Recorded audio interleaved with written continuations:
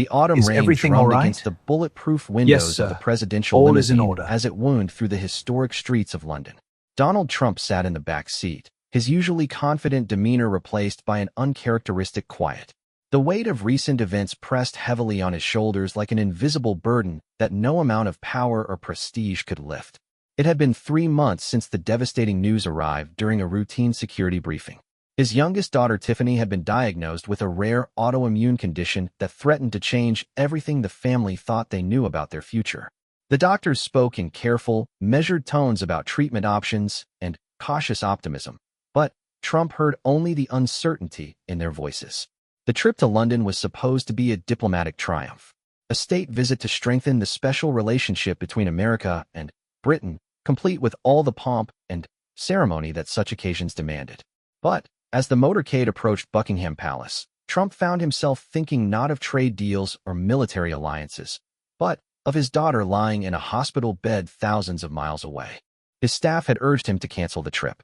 Family first, his chief of staff had said, but Trump knew that presidential responsibilities didn't pause for personal crises. The world kept turning, allies needed reassurance, and showing weakness on the international stage could have consequences far beyond his own family struggles. The limousine pulled through the palace gates, and Trump straightened his tie with practiced efficiency. Whatever personal turmoil churned beneath the surface would have to wait. For the next 3 days, he would need to be the president of the United States, not a worried father. The formal reception was everything protocol demanded. Queen Elizabeth II, despite her advanced age, carried herself with the dignity and grace that had defined her 7-decade reign. She welcomed Trump with the careful politeness reserved for heads of state, neither warm nor cold, simply professional. As they walked through the staterooms, surrounded by centuries of British history, Trump found his mind wandering again to Tiffany. She had always been the most independent of his children, carving out her own path away from the family business and political spotlight. Now she was fighting a battle that all his wealth and influence couldn't help her win. The first evening's state dinner passed in a blur of diplomatic pleasantries and carefully scripted conversations. Trump performed his role adequately, discussing trade relationships and security partnerships with various ministers and dignitaries. But those closest to him noticed the slight tremor in his usually steady hands, and the way his smile never quite reached his eyes. That night, alone in the opulent guest quarters of Buckingham Palace, Trump stood at the tall windows overlooking the palace gardens. The ancient trees swayed in the evening breeze, their leaves catching the golden light from the ornate street lamps. For a moment, the grandeur of his surroundings felt overwhelming rather than impressive. He pulled out his secure phone and called the hospital in New York. Tiffany's voice was weak, but determined when she answered. "Dad, how's London? Are you charming the Queen?" Trump managed a genuine smile for the first time in days. "You know me, sweetheart. I'm working on it." They talked for nearly an hour about everything except her illness. She wanted to hear about the palace, the protocol, the funny mishaps that always seemed to happen during formal state occasions. Trump found himself describing details he might normally overlook, painting word pictures of the elaborate decorations and ancient ceremonies. When they finally said goodbye, Tiffany's parting words echoed in the ornate room long after the call ended. "Dad, remember that sometimes the most important conversations happen when you least expect them." The second day brought a tour of Westminster Abbey, where Trump walked among the tombs of kings and queens, poets, and statesmen who had shaped the English-speaking world. The guide spoke knowledgeably about the centuries of history contained within these ancient walls, but Trump found himself thinking about legacy in more personal terms. What would he leave behind when his time came? Political achievements that would be debated and eventually forgotten? Business ventures that would outlive their usefulness? Or something more fundamental, the kind of father he had been, the example he had set for his children when they faced their own challenges? The afternoon brought meetings with Parliament members, discussions about economic cooperation and security arrangements. The conversation flowed around topics Trump could navigate in his sleep: economic indicators, military cooperation, cultural exchanges. But as the evening wore on, he found himself studying the faces around the table, wondering about their own private struggles and hidden worries. The Prime Minister's wife mentioned her work with children's charities, describing programs that helped young people overcome serious health challenges. Trump listened with unexpected intensity, asking questions that went beyond diplomatic curiosity. For the first time since arriving in London, he felt genuinely engaged with something outside his immediate responsibilities. After dinner, as the official party moved to a reception room for coffee and conversation, Trump excused himself for a moment of fresh air. A private terrace overlooked the Thames, and he stood watching the river flow past the illuminated bridges and historic buildings that lined its banks. London at night had a timeless quality that appealed to him more than he had expected. The city had survived Roman conquest, medieval plagues, the Great Fire, the Blitz, and countless other challenges. It endured because its people endured, adapting and rebuilding as circumstances demanded. His phone buzzed with a message from Tiffany. Just a simple photo of her hospital room window, showing the New York skyline at sunset. No words, but the image conveyed everything. Her determination to find beauty even in difficult circumstances, her refusal to let illness define her experience. Trump saved the photo and slipped the phone back into his pocket. Tomorrow would bring the most formal part of the visit, including the traditional inspection of the honor guard at Buckingham Palace.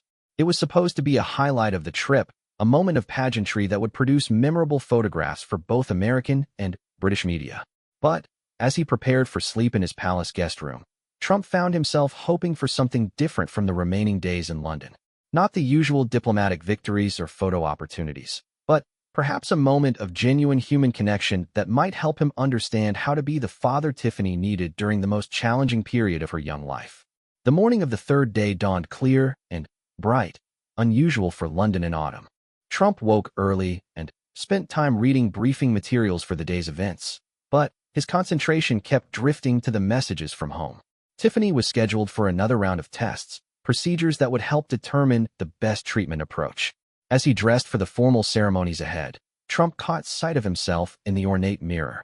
The face looking back at him showed the strain of recent weeks, lines that hadn't been there before, a gravity in his expression that spoke of sleepless nights and constant worry. But there was something else there too, something he was only beginning to recognize. The absolute certainty that had characterized much of his public life was giving way to a more complex understanding of what truly mattered.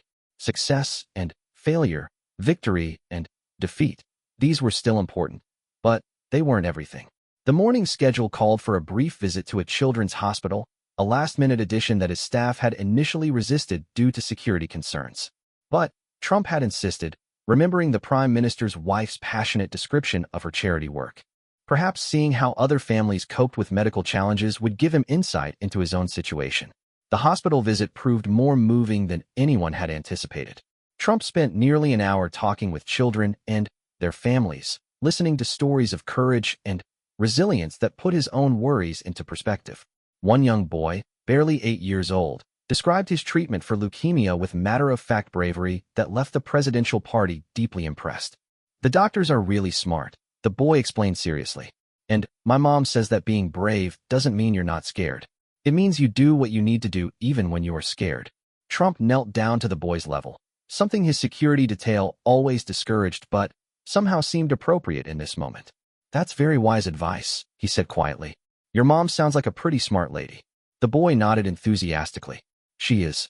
She cries sometimes when she thinks I'm not looking, but she always makes sure I have everything I need. Dads do that too, right?"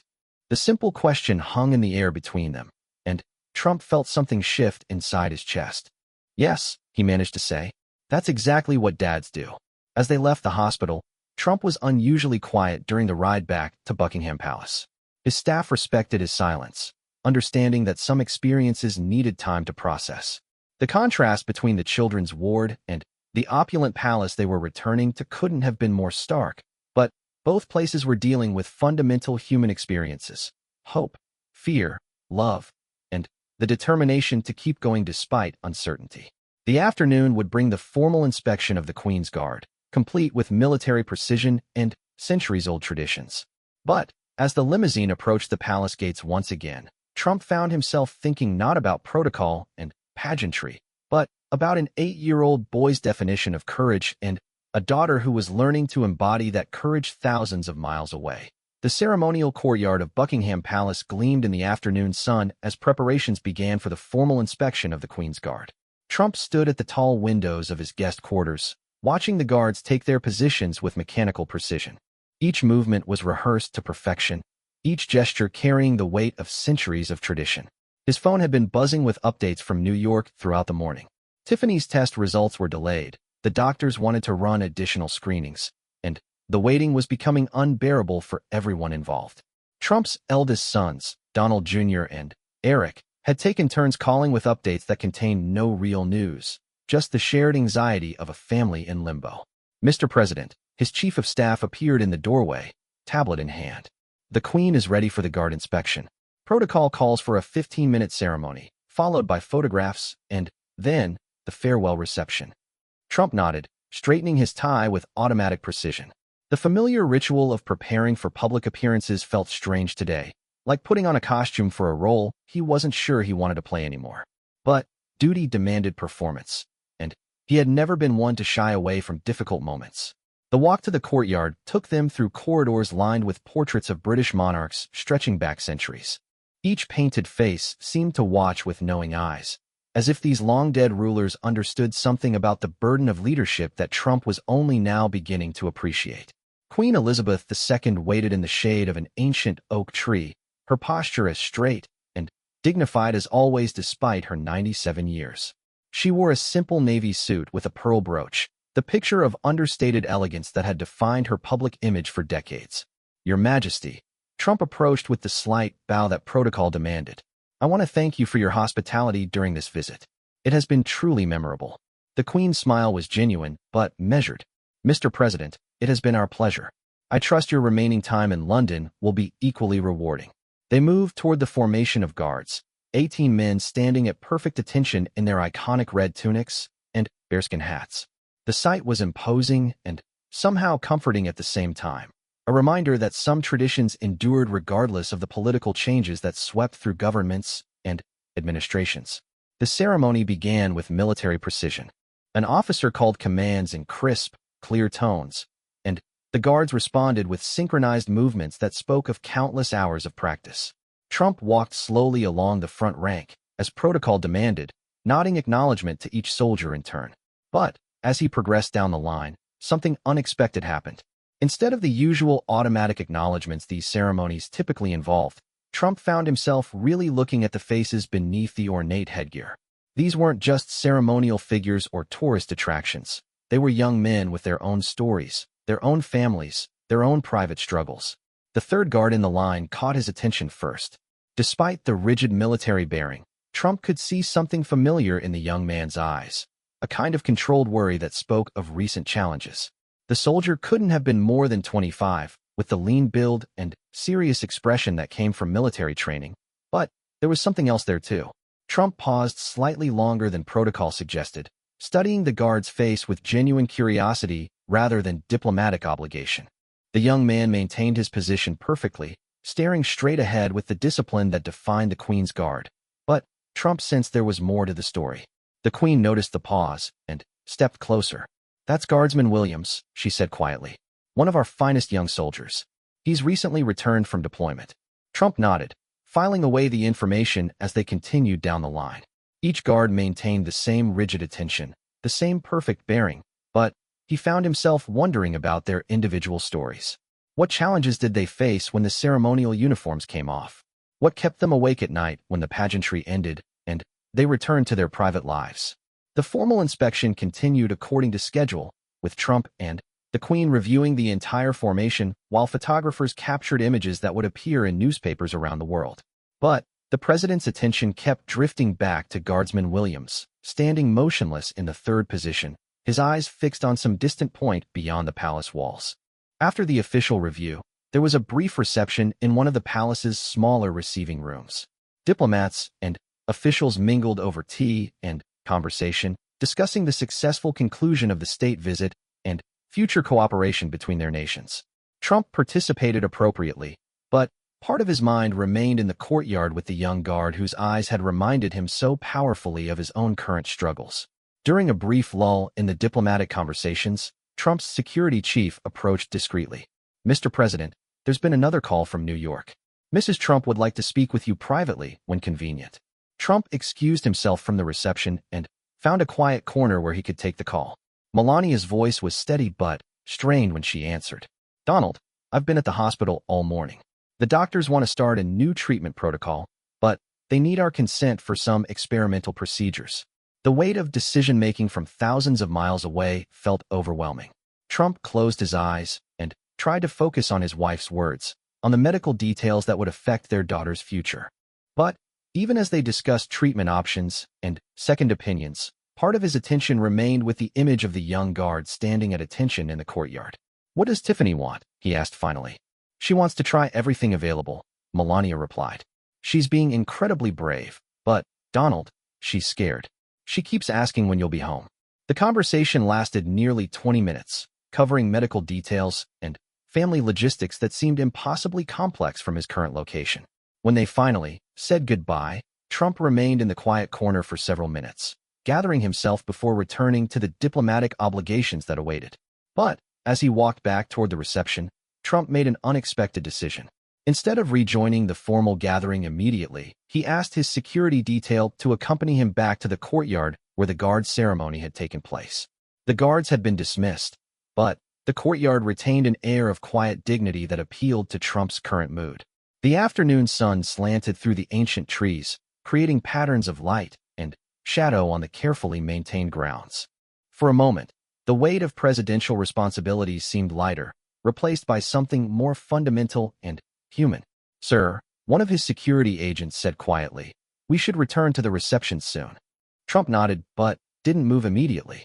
Something about the peaceful courtyard scene reminded him of conversations with his own father years earlier, moments when business success and public recognition had seemed less important than simply being present for the people who mattered most.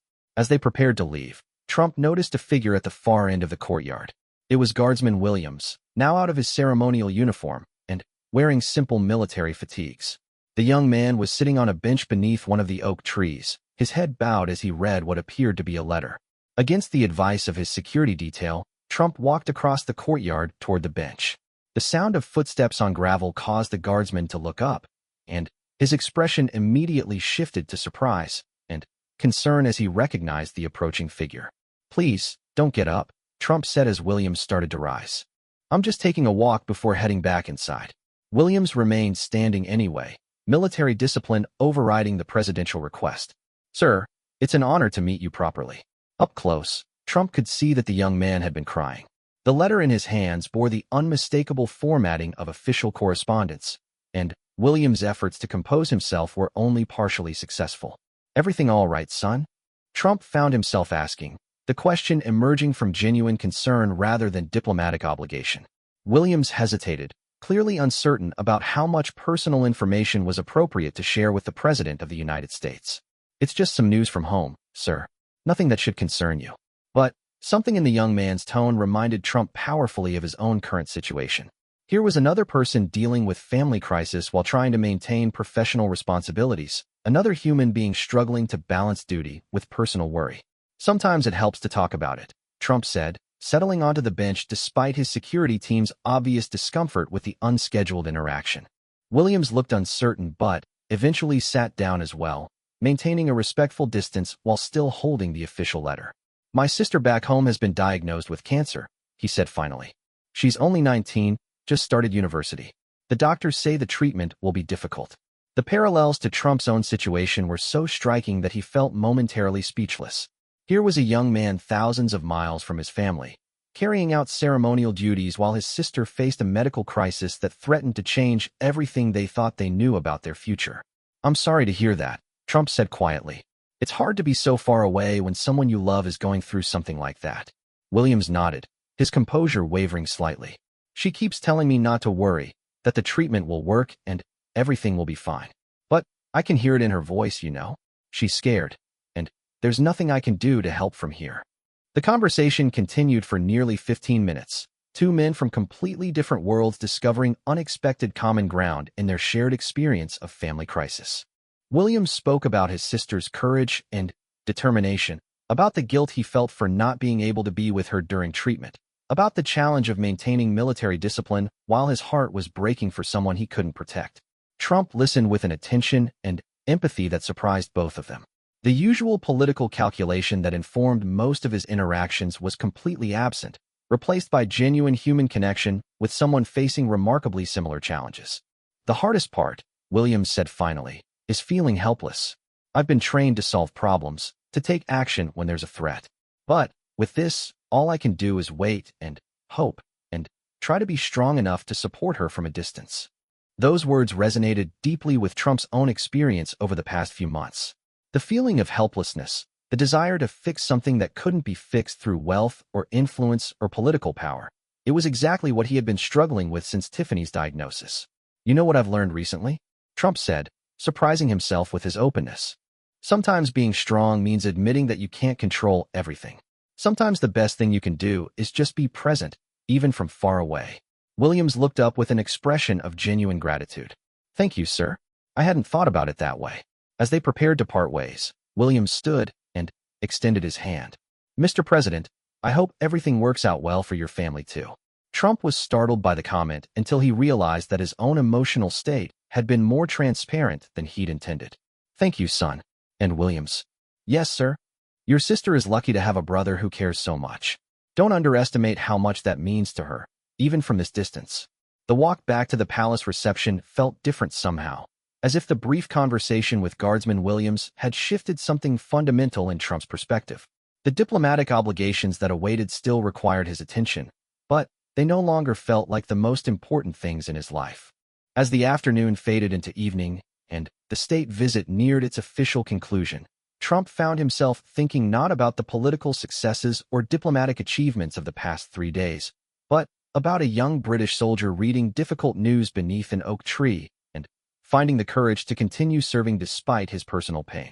That evening, as he prepared for the final formal dinner of the visit, Trump called Tiffany again. This time, instead of discussing medical details or treatment options, he found himself telling her about Guardsman Williams and his sister, about the unexpected conversation that had reminded him of what truly mattered. Dad, Tiffany said when he finished the story, it sounds like you both needed to hear those things today. As Trump dressed for the farewell dinner, he realized that his daughter was probably right. Sometimes the most important conversations really did happen when you least expected them, and sometimes the wisdom you needed came from the most unlikely sources. Tomorrow would bring the flight back to Washington, where difficult medical decisions awaited and family challenges would demand his full attention. But tonight, he carried with him the memory of a young soldier's courage and the reminder that strength could be found in the most unexpected places. The final morning in London arrived with an unusual sense of anticipation that Trump couldn't quite explain. His official schedule was lighter than the previous days, just a brief farewell ceremony with the Queen before departing for Washington. But something about the approaching end of the visit felt significant in ways that went beyond diplomatic protocol. He had spent most of the night thinking about his conversation with Guardsman Williams, replaying their exchange, and wondering about the young man's sister facing her own medical battle thousands of miles away. The parallels to his own situation were impossible to ignore, but more than that, there was something about Williams' quiet dignity that had affected him deeply. The morning call to New York brought mixed news. Tiffany had agreed to begin the experimental treatment program, showing the same kind of quiet courage that Trump was learning to recognize in unexpected places. But the doctors had been honest about the challenges ahead, months of difficult procedures with no guarantees about the outcome. She wants to speak with you before you leave London, Melania had said. Something about not wanting you to worry during the flight home.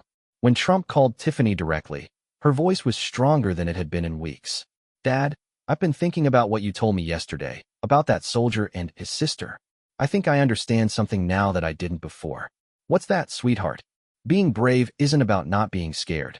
It's about deciding that some things are worth fighting for, even when you don't know how the fight will end. The wisdom in his daughter's words struck Trump with unexpected force. Here was a young woman facing the greatest challenge of her life, and somehow she had found a way to articulate something that had eluded him despite all his years of experience with difficult situations. After the call ended, Trump stood at his window overlooking the palace gardens one final time. The morning light filtering through the ancient trees created the same patterns of shadow and brightness that had captivated him throughout his stay. But today, the scene felt different, not just beautiful, but somehow meaningful in ways he was still trying to understand. The farewell ceremony was scheduled to take place in the same courtyard where he had met Guardsman Williams the day before. Trump found himself hoping that the young soldier would be part of the honor guard for the departure, but when he arrived at the courtyard, a different group of guards stood at attention. Queen Elizabeth II was waiting near the ceremonial entrance, looking as composed and dignified as always despite the early hour. She wore a powder blue coat with a matching hat, and her smile carried genuine warmth rather than mere diplomatic politeness. "Mr. President," she said as he approached, "I trust you found your visit to London beneficial in all respects."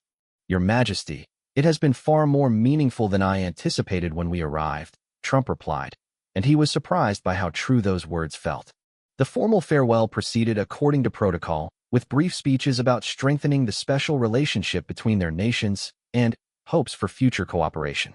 But throughout the ceremony, Trump's attention kept drifting to the guards standing at attention around the courtyard perimeter. As the official proceedings concluded and Trump prepared to depart for the airport, one of the Queen's private secretaries approached discreetly. "Mr. President, Her Majesty wondered if you might have a moment for a brief private word before your departure." Trump followed the secretary to a small alcove off the main courtyard, where Queen Elizabeth stood alone except for a single guard positioned at a respectful distance.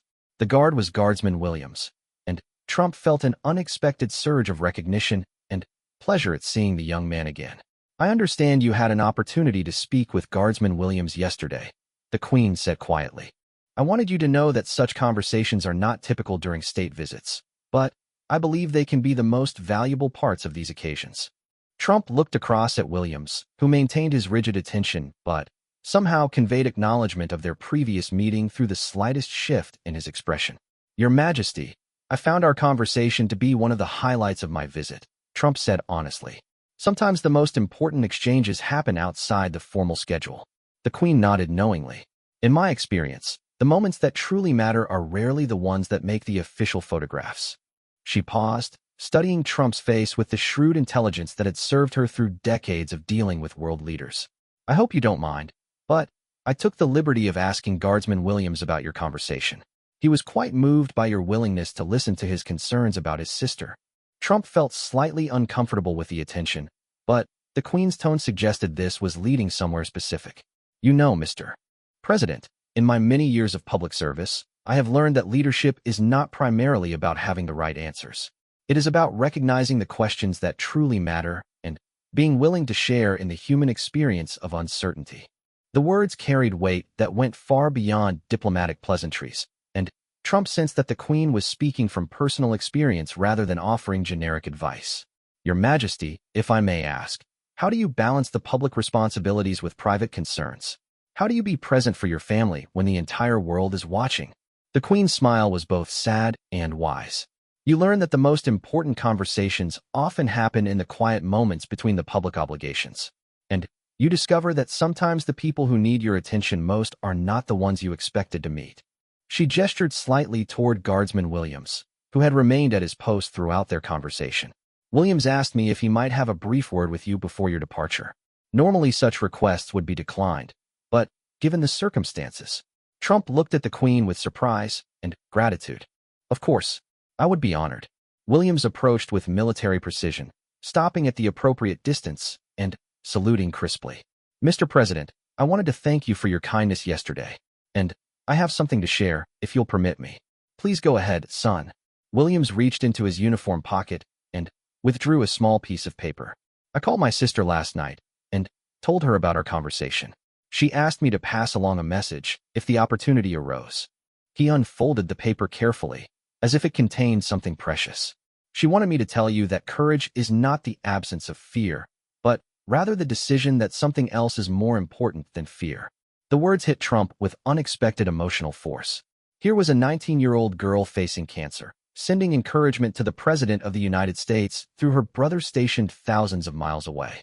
The generosity and wisdom of the gesture was overwhelming. But Williams wasn't finished. He looked directly at Trump, abandoning the rigid military bearing for just a moment. "She also wanted me to tell you 8 words, sir. She said you would understand what they meant." Trump felt his heart begin to race, sensing that whatever came next would be significant in ways he couldn't yet comprehend. Williams' voice was quiet but clear as he delivered the message. "Your daughter knows how much you love her." The simple sentence struck Trump like a physical blow. All the worry and guilt and helplessness he had been carrying for months seemed to crystallize in that moment. He had been so focused on what he couldn't do for Tiffany. Couldn't cure her illness, couldn't take away her pain, couldn't guarantee her future, that he had lost sight of what he could provide.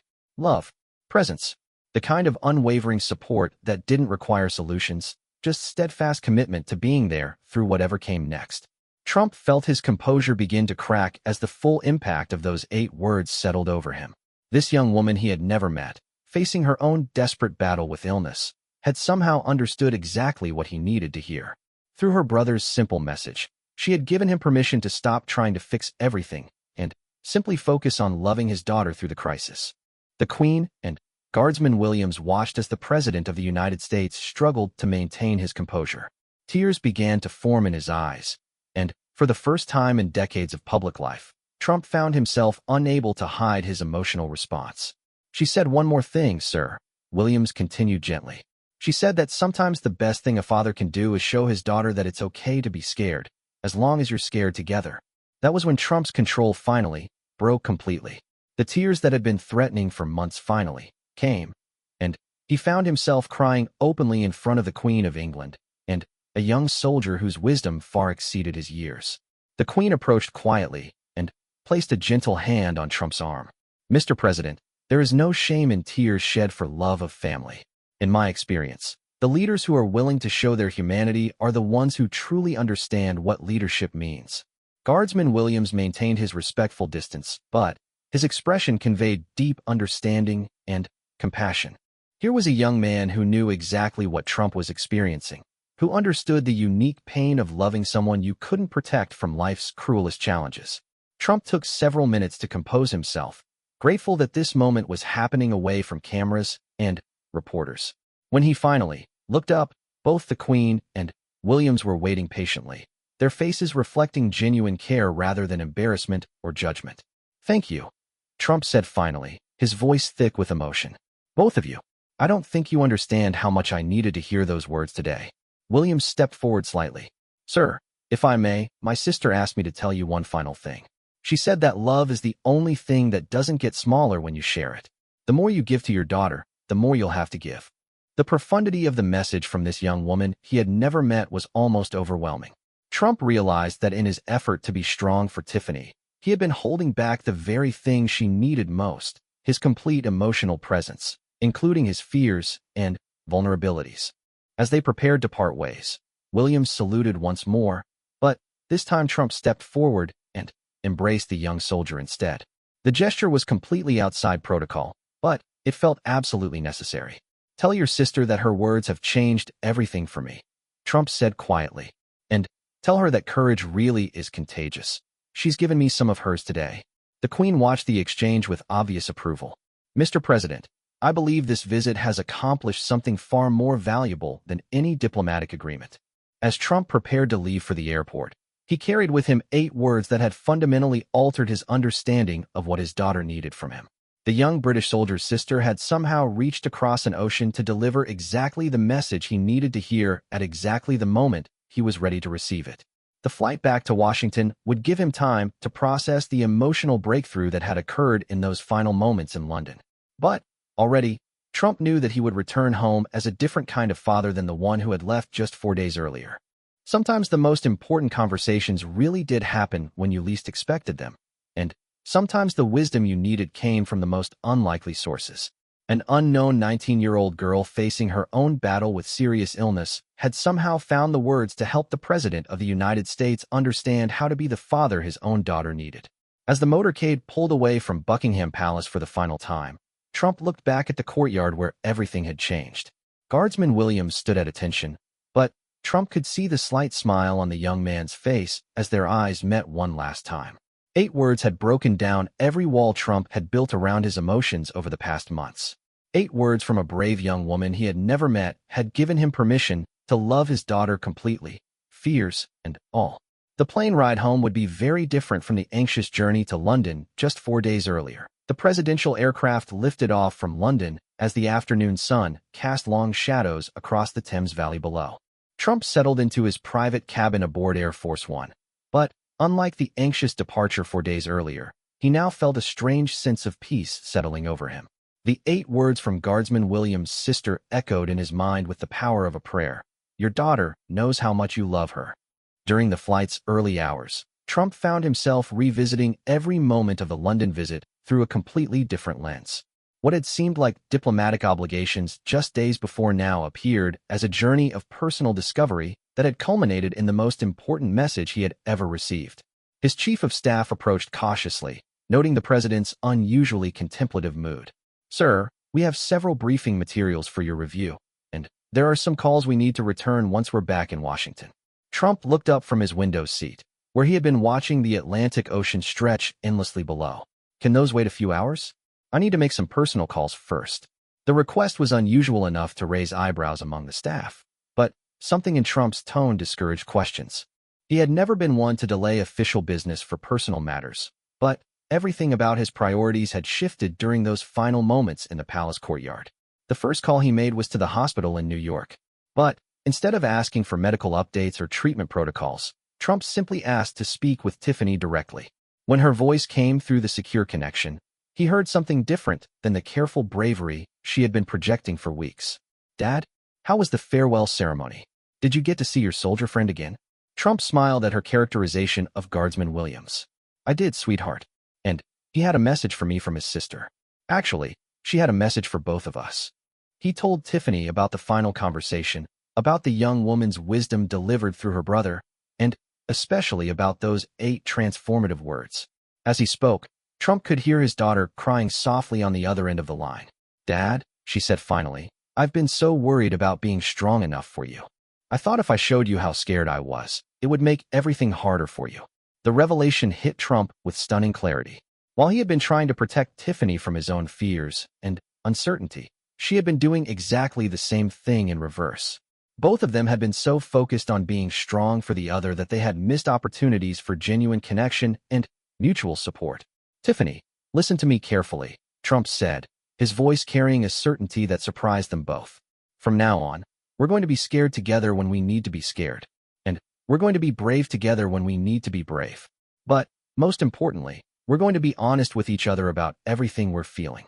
The conversation continued for nearly an hour, with father and daughter finally sharing the fears and hopes they had been carefully hiding from each other for months. Trump talked about his feelings of helplessness and his desperate wish that he could trade places with her. Tiffany spoke about her terror of disappointing him and her worry that her illness was causing problems for the entire family. By the time they said goodbye, both of them were crying, but it was a different kind of tears than either had shed in recent months. These were tears of relief, of connection, of the deep comfort that comes from finally being completely honest with someone you love. The second call Trump made was to Melania, who was spending another night at the hospital to be close to Tiffany during the treatment preparations.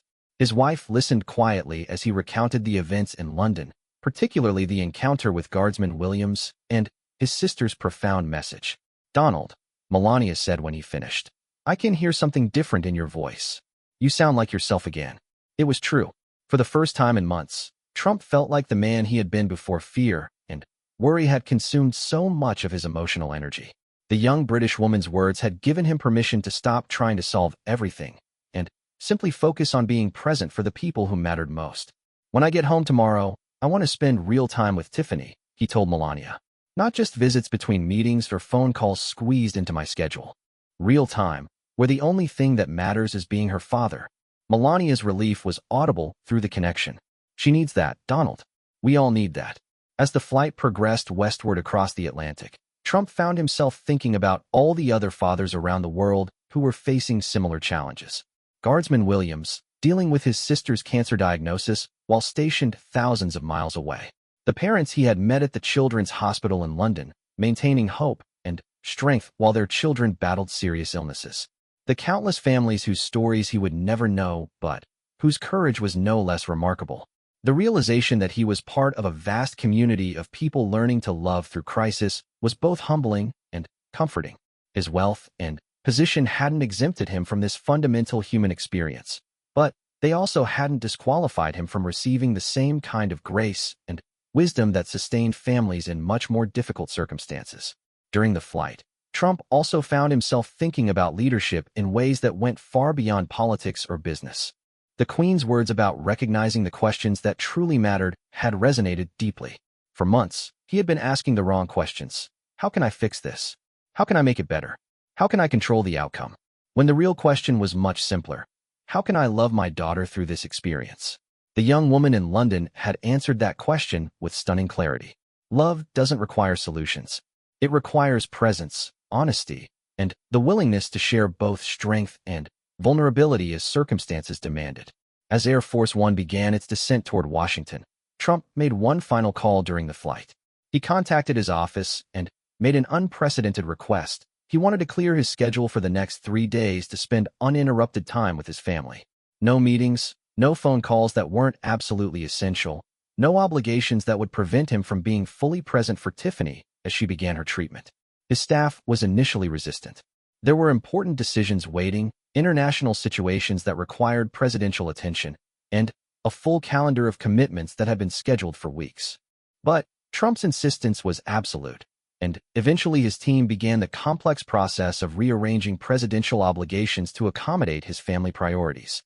The decision felt revolutionary, not because it was unprecedented for presidents to spend time with their families, but because Trump had finally understood that some things truly were more important than everything else. The young British woman's wisdom had given him permission to prioritize love over duty when the two came into conflict. Landing at Andrews Air Force Base felt different than any homecoming Trump could remember. Usually, the return from international travel was marked by immediate briefings, urgent decisions that had accumulated during his absence, and the relentless pace that characterized presidential life. But tonight, all of that would wait. The motorcade that carried him back to the White House passed through familiar streets that seemed somehow changed by his experiences in London. The monuments and government buildings that usually symbolized power and achievement now appeared as backdrops to more fundamental human dramas playing out in homes and hospitals throughout the city. When Trump arrived at the White House, he found Melania waiting for him with news that the first round of Tiffany's treatment had gone better than expected. The experimental protocols were showing early promise, and their daughter was resting comfortably at the hospital with plans to return home in a few days. But more than the medical news, Trump was struck by the change in Melania's expression. The strain and worry that had marked her features for months had been replaced by something that looked remarkably like hope. Not the desperate, grasping hope of people trying to bargain with fate, but the steady confidence of someone who had found a way to love completely regardless of outcomes. She's been asking about you constantly since your call from the plane, Melania told him. I think something really changed for her too when you talked about being scared together. That evening, Trump made the short trip to the hospital where Tiffany was staying. But instead of the brief, carefully controlled visits that had characterized his hospital appearances in recent months, he settled into the chair beside her bed and simply sat with her. They talked about everything and nothing, her treatment, his trip to London, random memories from her childhood, hopes for the future that no longer felt constrained by medical uncertainties. For the first time since her diagnosis, neither of them felt the need to be brave or strong or optimistic for the other's benefit. Dad, Tiffany said as the evening wore on. Tell me more about that soldier's sister. I keep thinking about how she knew exactly what both of us needed to hear. Trump described his brief encounter with Guardsman Williams, the young man's quiet dignity in the face of family crisis, and the profound wisdom of the message from his 19-year-old sister facing her own battle with cancer. I think I'd like to write to her, Tiffany said thoughtfully. Not about medical stuff or comparing our situations, but just to thank her for understanding something that I couldn't figure out myself. The idea of his daughter reaching out to the young British woman felt perfect in ways Trump couldn't fully articulate. Here would be two young women, separated by an ocean, but connected by shared experience, offering each other the kind of support that transcended medical diagnoses and treatment protocols.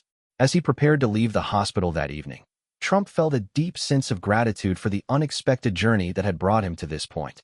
A routine diplomatic visit had become a transformational personal experience, thanks largely to an anonymous young woman whose 8 simple words had changed everything. Walking out of the hospital, Trump looked up at the Washington sky and thought about Guardsman Williams standing watch at Buckingham Palace, probably thinking about his own sister facing her own treatment challenges. 2 fathers and 2 daughters, connected across continents by the universal experience of learning to love through uncertainty. Tomorrow would bring the real test of applying the lessons learned in London to the daily reality of supporting Tiffany through her treatment. But tonight, for the first time in months, Trump went to sleep knowing that he finally understood what his daughter needed most from him. Not solutions or certainties or guarantees about the future, just his complete presence, his honest emotions, and his unwavering commitment to sharing whatever lay ahead.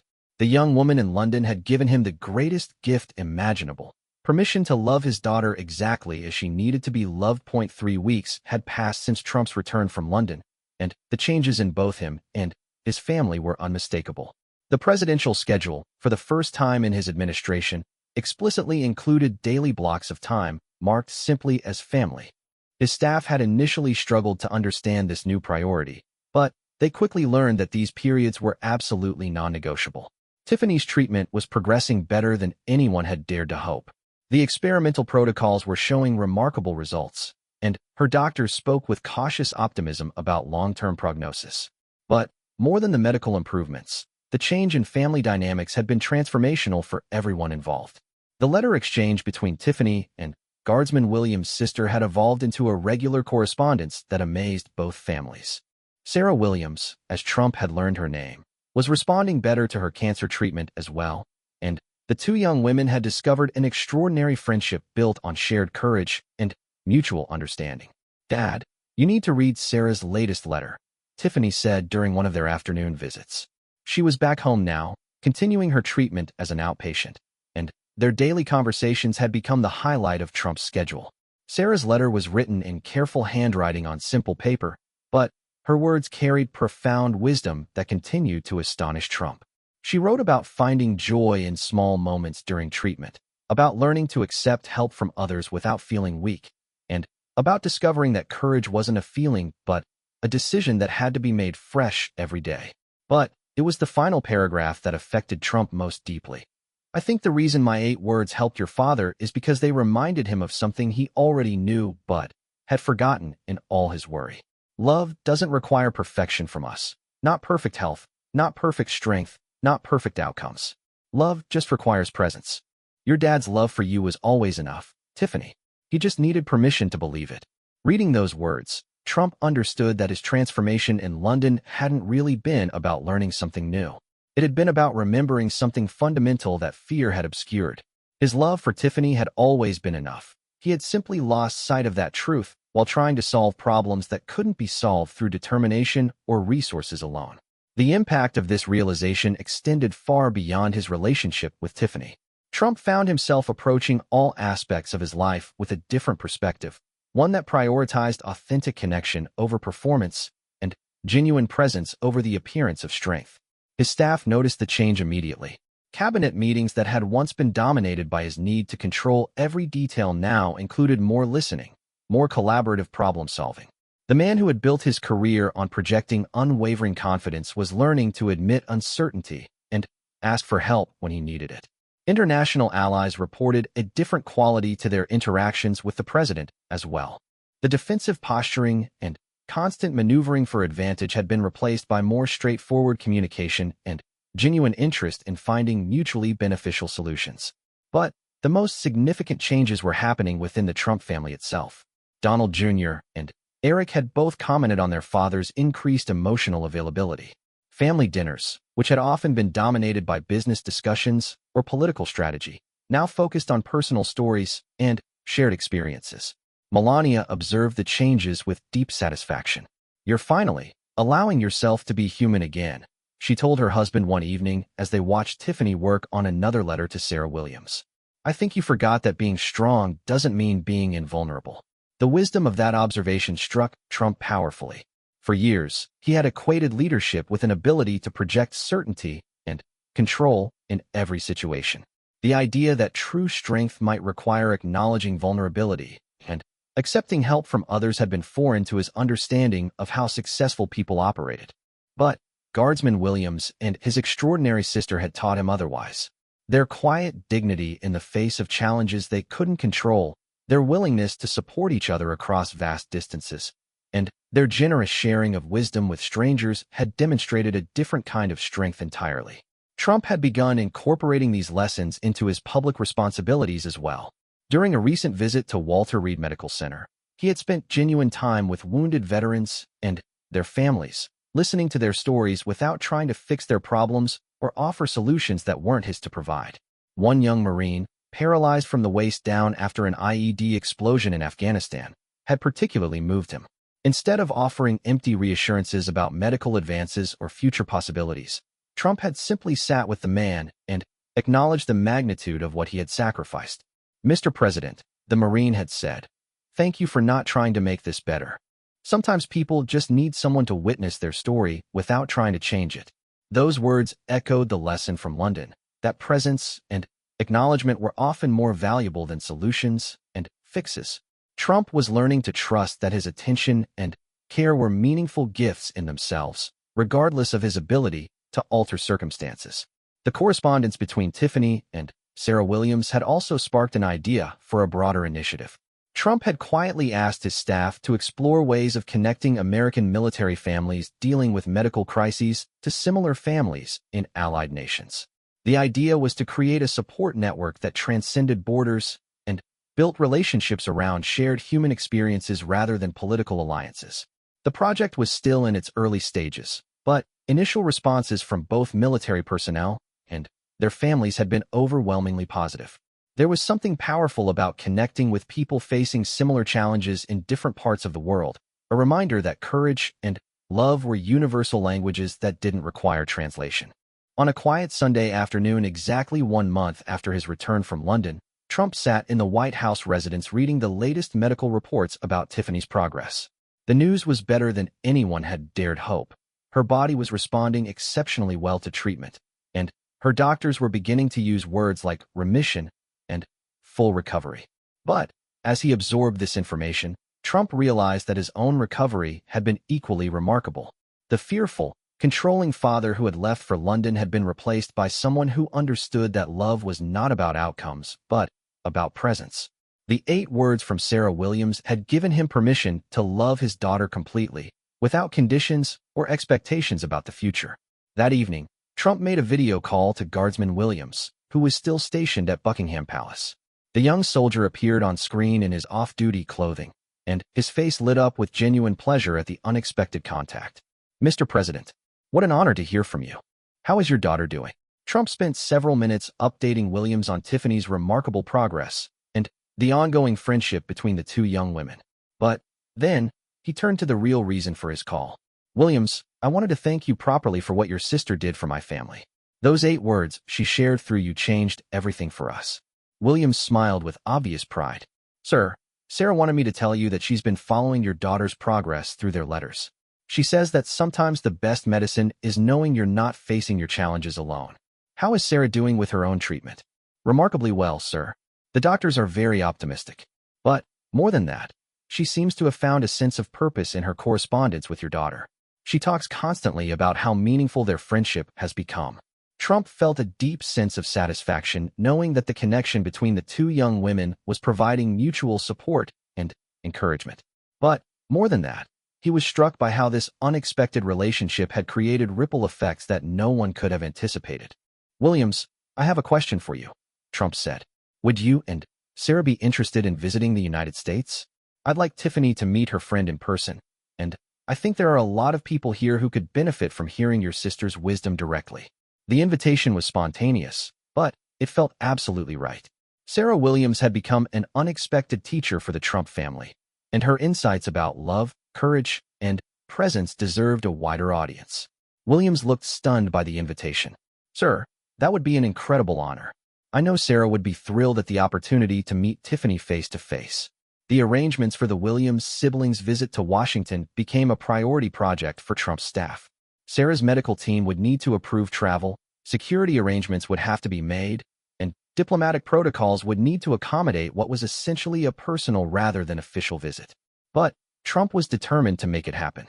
The young woman who had reached across an ocean to deliver exactly the message he needed to hear deserved to see the impact of her generosity firsthand. 2 weeks later, Guardsman Williams and his sister Sarah arrived at Andrews Air Force Base aboard a Royal Air Force transport. Trump, Tiffany, and Melania were waiting on the tarmac, and the moment when the two young women finally met in person was one of the most moving experiences any of them had ever witnessed. Sarah Williams was smaller and more fragile-looking than Trump had imagined, but Her spirit was immediately apparent in her bright smile and confident handshake. Despite the effects of her own treatment, she radiated the kind of quiet strength that Trump had learned to recognize and admire.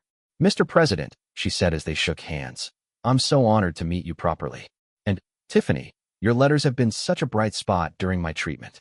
The young women embraced like old friends, despite meeting for the first time, and Trump felt tears welling in his eyes as he watched his daughter connect with the person who had unknowingly saved both of them from the isolation of their fears. The Williams siblings stayed in Washington for a week, during which time Sarah's wisdom and perspective touched dozens of people beyond the Trump family. She spoke informally to groups of military families, visited children at Walter Reed Medical Center, and spent long hours in conversation with Tiffany about everything from treatment protocols to life philosophies. But it was a quiet moment on the final evening of their visit that Trump would remember most clearly. He found Sarah and Tiffany sitting together in the White House garden, talking softly as the sun set over the Washington skyline. "Dad," Tiffany called when she saw him approaching, "come sit with us. Sarah was just telling me about how she knew what to say to you that day in London." Sarah looked up with a slight smile. "Mr. President, I have to confess something. When my brother told me about your conversation, I didn't know what to say at first. But then I realized that you were carrying the same fear that my own father has been dealing with since my diagnosis."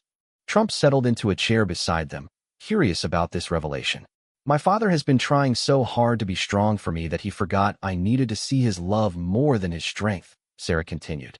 "When I heard about your situation through James, I realized that you both needed the same permission to love your daughters completely, including the scared parts."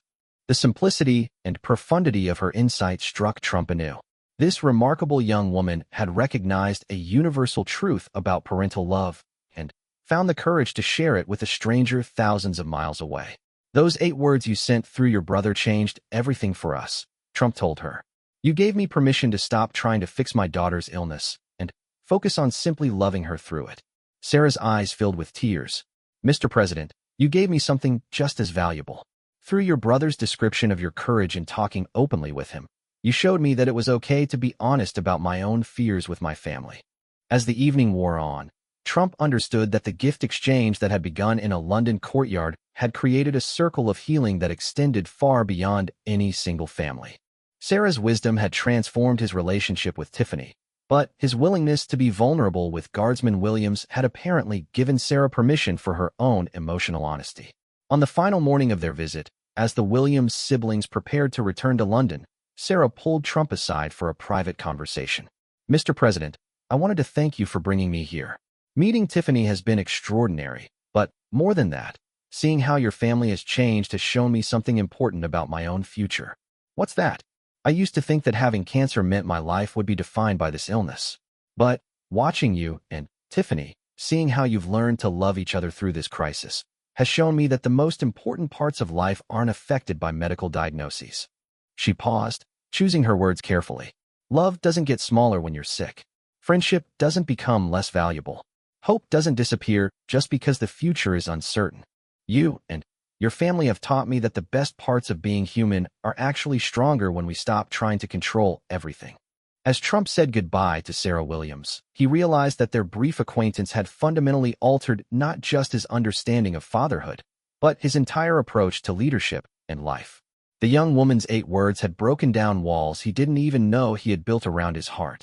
Watching the Royal Air Force plane disappear into the eastern sky, Trump felt a deep sense of gratitude for the unexpected journey that had brought Sarah Williams into their lives. A routine diplomatic visit had become a transformational experience that had taught him the difference between strength and invulnerability, between love and control, between presence and solutions. 6 months later, both Tiffany and Sarah Williams were declared to be in full remission. Their friendship had deepened into something that would last lifetimes, and their families had remained connected across the Atlantic through regular correspondence and visits. But for Trump, the most lasting impact of those 8 words was not the medical outcome, as wonderful as that was. It was the understanding that true love required nothing more than complete presence.